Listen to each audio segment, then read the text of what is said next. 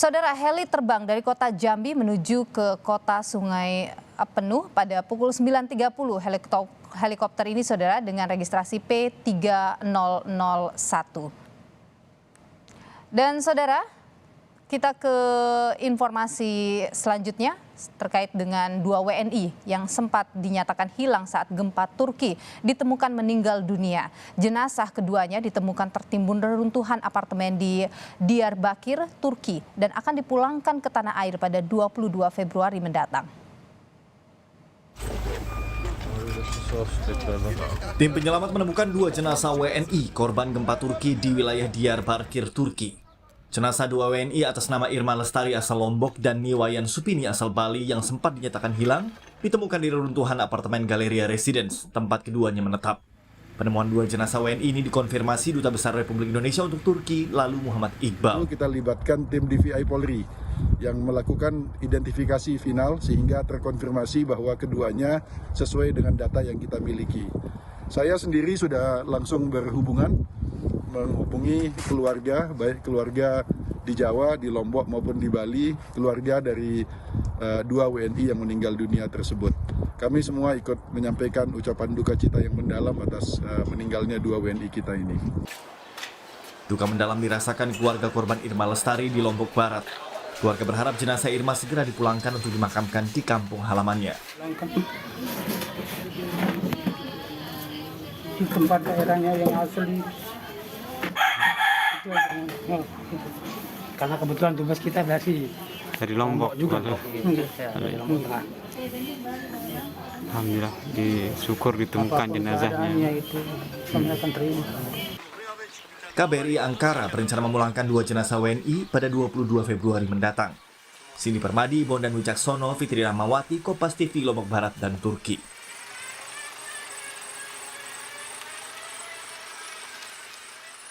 Saudara, 2 warga negara Indonesia asal Bali dan Lombok Barat menjadi korban gempa magnitudo 7,8 yang menerjang Turki pada 6 Februari lalu. Untuk lebih lengkapnya kita tanyakan kepada Duta Besar Indonesia untuk Turki, lalu Muhammad Iqbal. Selamat malam Pak Dubes, waktu Indonesia.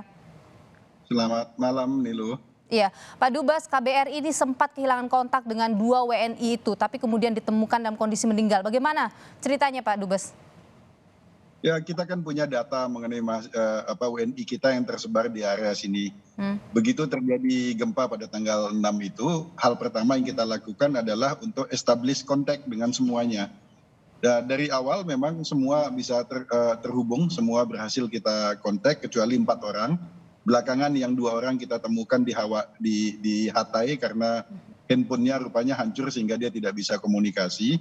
Nah, terakhir hanya tinggal tersisa 2, yaitu Niwayan sama Irma yang belum berhasil kita kontak. Namun dari komunikasi kita dengan beberapa sepatrapis lain yang tinggal di daerah yang sama, mereka berkeyakinan bahwa Niwayan dan Irma pada saat gempa itu berada di apartemennya. Unfortunately, apartemen yang disebutkan itu adalah salah satu apartemen yang mengalami runtuh total. Tapi sampai tanggal 15 kita menunggu informasi dari SAR Turki yang melakukan operasi di Diyarbakir, namun kita belum dapat informasi karena memang gedungnya besar dan jumlah tim SAR di sana minimum.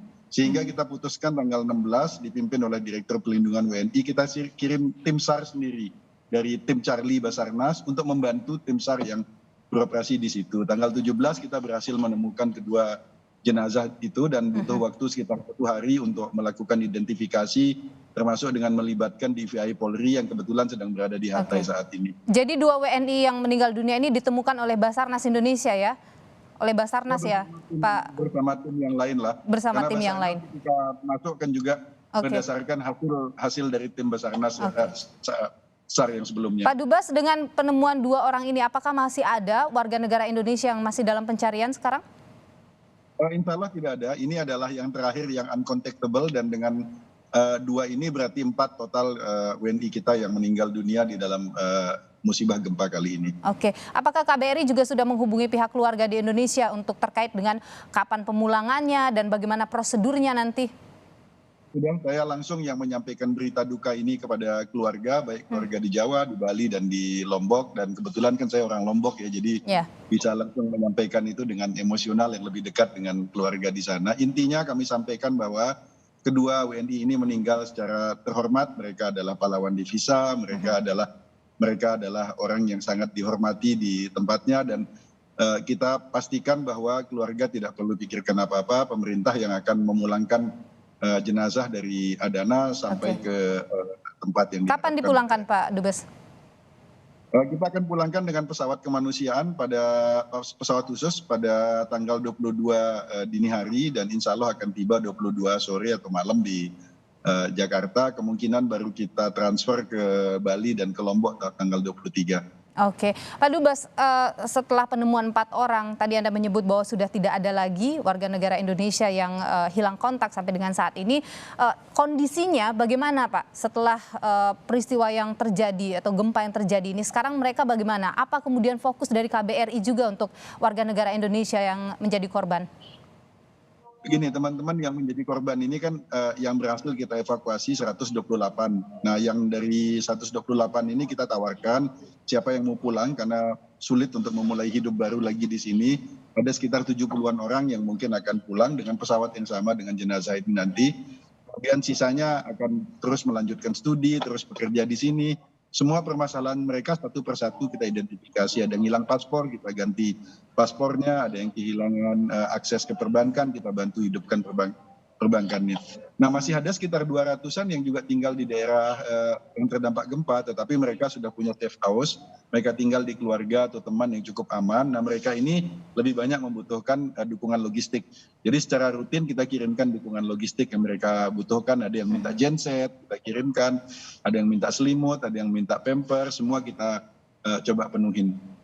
Apakah memang ada camp-camp khusus untuk warga negara Indonesia ini, atau mereka bergabung juga dengan korban gempa lainnya yang warga lokal di sana, warga negara Turki? Kalau yang dievakuasi ke Ankara semuanya tinggal di kediaman resmi saya di Wisma Duta. Jadi kami sekarang hidup satu rumah ber-150 orang itu, dan yang sementara yang di lokasi mereka ada yang sebagian kecil yang di camp, tapi sebagian besar mengungsi ke keluarga-keluarga yang ada di pinggir kota. Jadi di daerah-daerah yang pegunungan yang tidak terlalu padat, yang relatif lebih aman. Oke, Pak Dubes, sekarang ini kan masih ada tim Indonesia yang di sana, tim kemanusiaan Indonesia yang berada di Turki juga yang sudah dikirimkan oleh pemerintah Indonesia. Apa kemudian fokusnya sekarang dari mereka? Jadi pemerintah Indonesia memiliki 4 tim di Turki saat ini. Yang pertama adalah tim evakuasi WNI, perlindungan WNI. Ini most likely sudah selesai tugasnya, hampir selesai. Yang kedua adalah tim SAR yang dari Basarnas, dan mereka juga dalam beberapa hari ke depan akan selesai karena masa emergensi sudah selesai. Kemudian ada tim emergency medical team, itu sekitar 119 orang, itu dari yang dikoordinasikan oleh Kemkes. Ini baru sekitar 1 minggu ini mulai menggelar rumah sakit lapangan, dan ini masih akan dibutuhkan 1 minggu 2 minggu ke depan.